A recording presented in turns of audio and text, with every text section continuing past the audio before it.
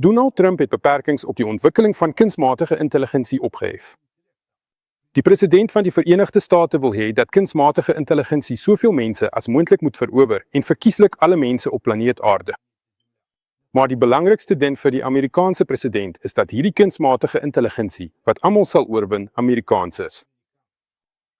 Omdat kunsmatige intelligensie die volgende stap in die ontwikkeling van inligtingstelsels is.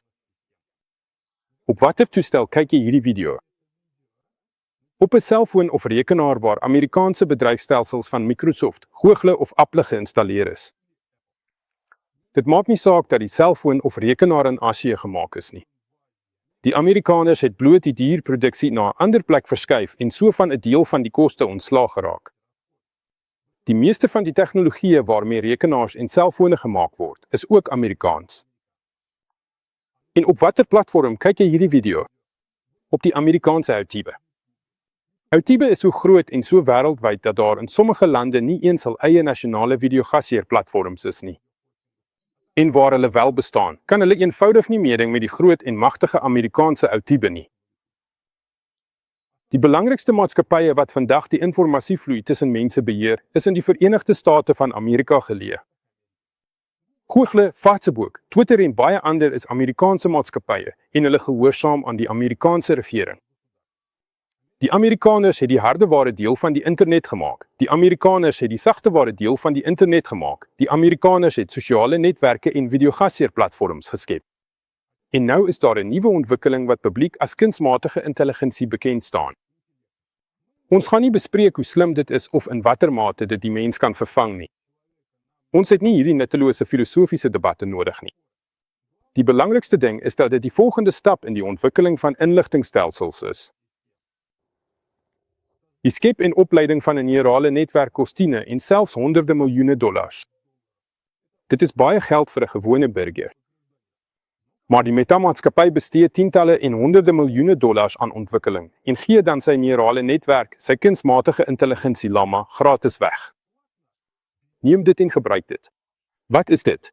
Watter soort besigheid is dit? Dit sal baie geld kos en dan alles gratis weggee. Ja, want dit is goedkoop. Een strategiese bomwerper kos soveel as die ontwikkeling van 'n hele neurale netwerk. 'n Vliegdekskip en 'n kernduikboot kos baie meer, tiene miljarde dollars. En daar is 'n groot behoefte aan bomwerpers, vliegdekskepe, duikbote, tanks en al die ander wapens. Om kunsmatige intelligensie te skep is baie goedkoper as om wapens te bou of 'n weermag te onderhou. En die impak van invloed in ons wêreld, wat reeds deur die internet verbind is, sal die invloed van kunsmatige intelligensie nog veel groter wees. Meta se kunsmatige intelligensie sal werk soos die Amerikaners dit wil hê, en almal wat dit gebruik, sal outomaties die koers volg wat deur die Verenigde State van Amerika bepaal is. Maar as jy iemand anders se ontwikkeling gebruik, is jy outomaties afhanklik van die ontwikkelaars. Dis nog steeds eenvoudig. Groot tegnologiemaatskappye in Europa en Asië maak ook hul eie kunsmatige intelligensie. Hulle wil nie afhanklik wees nie. Groot en medium groot lande kan ook hul eie kunsmatige intelligensie skep. Dit is 'n redelik beskeie bedrag in die totale staatsbesteding. Daarom is daar vandag 'n regte wedloop aan die gang, wie ook al die meeste mense by hul kunsmatige intelligensie kan inskakel. Die Amerikaners het die kompetisie van rekenaars en bedryfstelsels gewen. Die Amerikaners het die stryd van sosiale netwerke gewen. Die Amerikaners het as oorwinnaars uit die oorlog van videogasheerplatforms getree. Nou ja, natuurlik wil die Amerikaners die stryd om kunsmatige intelligensie wen. Daarom het Trump 100 miljard dollar aan Amerikaanse maatskappye wat kunsmatige intelligensie ontwikkel, toegeken en beloof om nog meer te gee, sodat die Verenigde State van Amerika die leiding kan neem op die nuwe vlak van ontwikkeling van inligtingstelsels. Donald Trump is eintlik baie konsekwent.